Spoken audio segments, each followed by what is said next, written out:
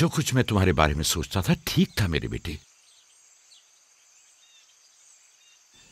मैं तुम्हें यह बशारत देता हूं कि तुम्हें मुस्तकबिल में बुलंद बाला मर्तबा और आला मकाम हासिल होगा और तुम अपने भाइयों पर सरदारी करोगे।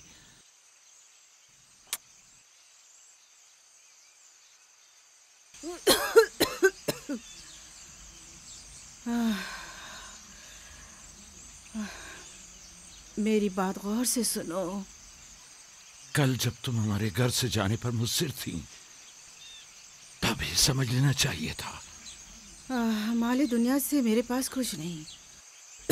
जो कुछ है